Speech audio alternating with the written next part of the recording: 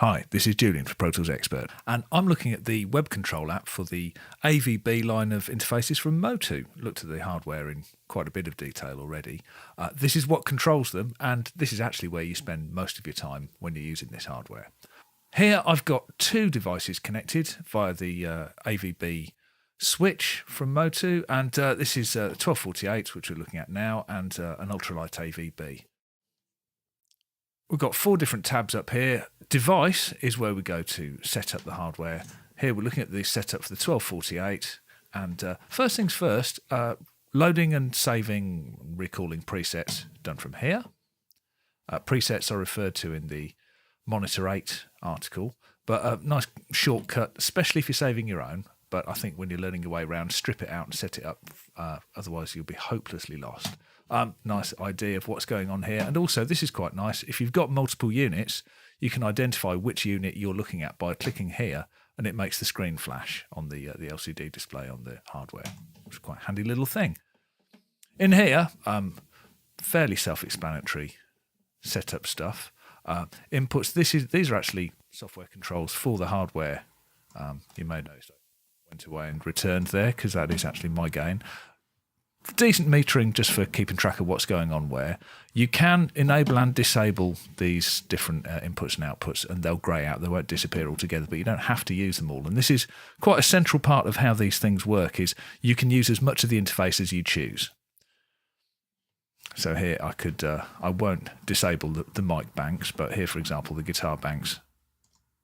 There we go. You can also set up AVB streams. AVB streams are streams of 8 channels of audio which can be streamed from device to device across the network. I haven't got any input streams set up coming into this 1248, but I have got one output stream sending audio from the 1248 into the ultralight AVB for the example that we'll look at later. Similarly, mixer setup, there's up to 48 channels of input available into the mixer. I'm only using 8. Actually, I'm only using 2, but I set 8 up when I was setting this up. Again, not to overwhelm you with too much stuff to look at. Opticals, S-Muxable, and you can set them up ADAT or Toslink, all very standard stuff. Over here, you set up how many channels you want coming from and to your computer. So that's inputs and outputs from your digital audio workstation. Switching over to the ultralight AVB, we'll see things are very similar. One difference is that on this one, there's a firmware update that I've yet to install. It took me a little while to figure out exactly what this meant. Actually, it means exactly what it says. If you want to install this web app, then you need to plug in via an Ethernet cable. You can't do it over USB or Thunderbolt. I don't know why I didn't twig that the first time, but I didn't. Similarly, same settings for everything else. You've got choice of which device on the network is the clock master. Seems to work well enough. Inputs and outputs appropriate to the device. There are fewer of them on an ultralight. And here we've got the converse of what I set up.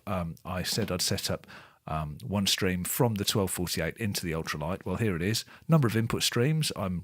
I'm set up to receive one input stream, and I can choose which input stream that is. Actually, the only one available, stream 1 from the 1248.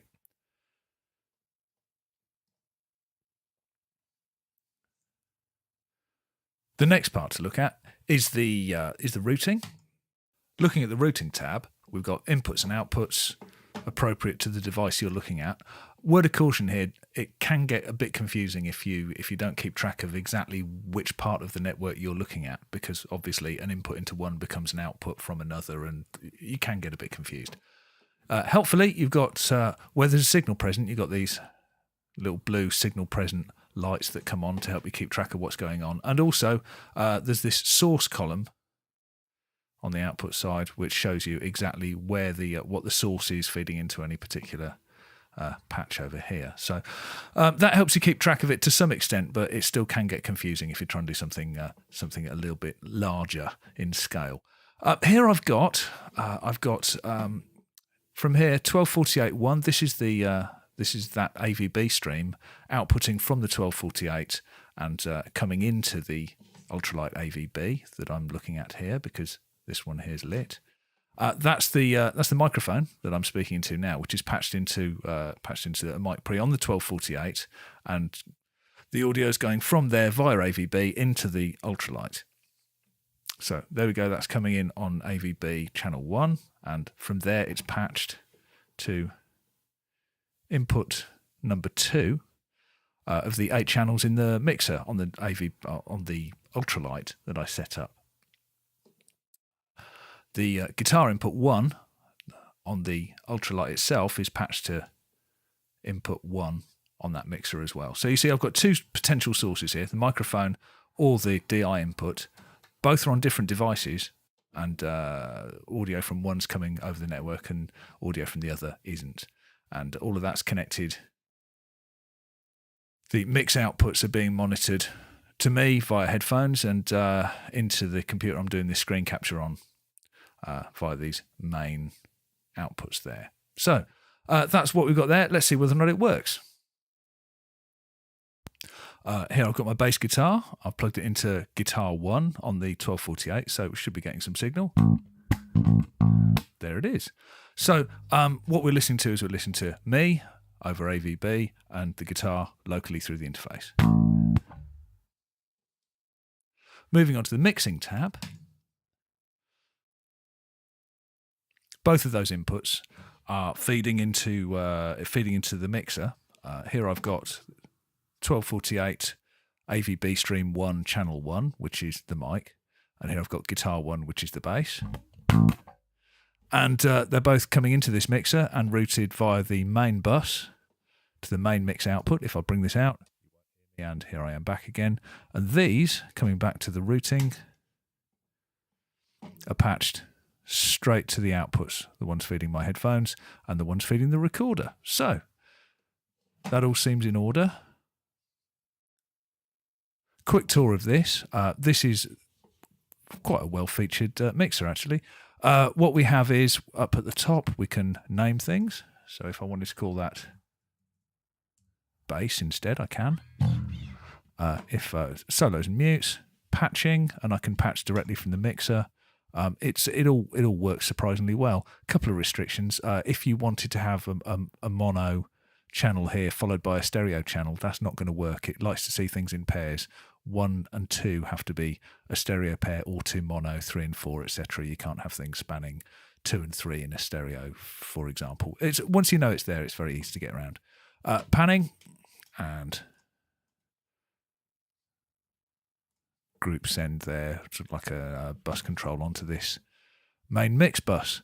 I can show and hide from here. So here we can high pass filter, for example. So I'll chuck in a high pass filter. There we go, and I'm back.